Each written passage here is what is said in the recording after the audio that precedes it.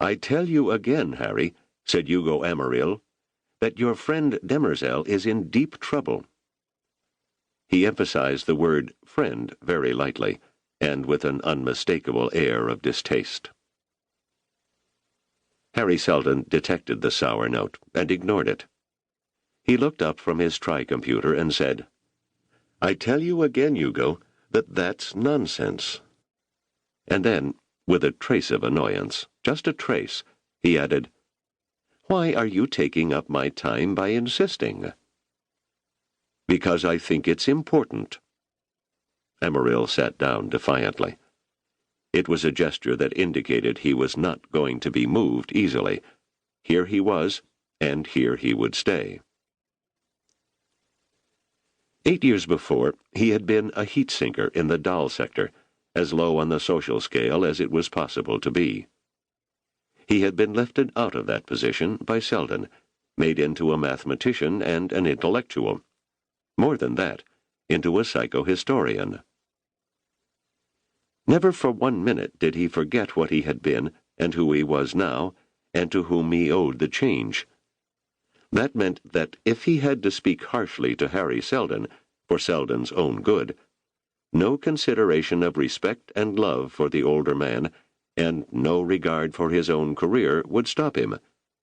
He owed such harshness, and much more, to Seldon.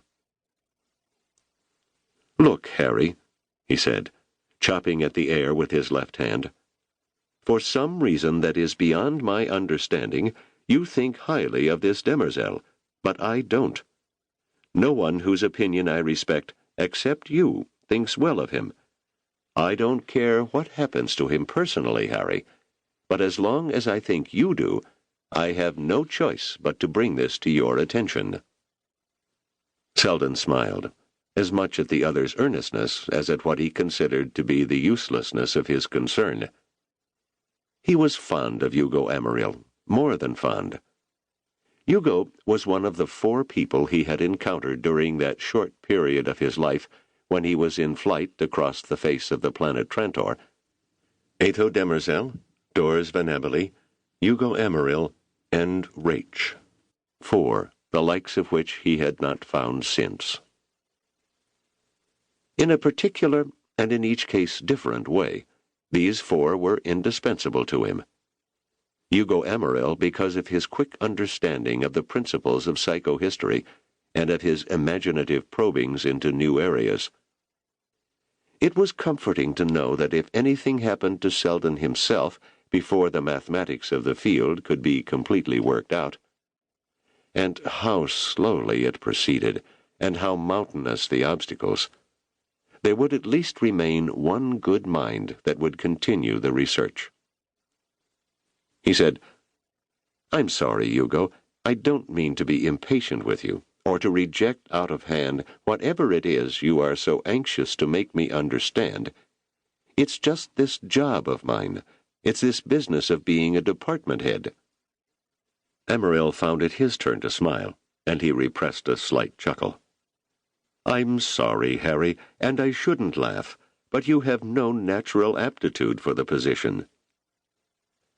"As well I know, but I'll have to learn. I have to seem to be doing something harmless, and there is nothing more harmless than being the head of the mathematics department at Streeling University. I can fill my day with unimportant tasks, so that no one need know or ask about the course of our psychohistorical research. But the trouble is, I do fill my day with unimportant tasks, and I have insufficient time to—" His eyes glanced around his office at the material stored in computers to which only he and Amaril had the key, and which, even if anyone else stumbled upon them, had been carefully phrased in an invented symbology that no one else would understand. Amaril said, "Once you work your way further into your duties, you'll begin to delegate, and then you'll have more time." "I hope so," said Seldon dubiously. "But tell me, what is it about Ato Demerzel that is so important?"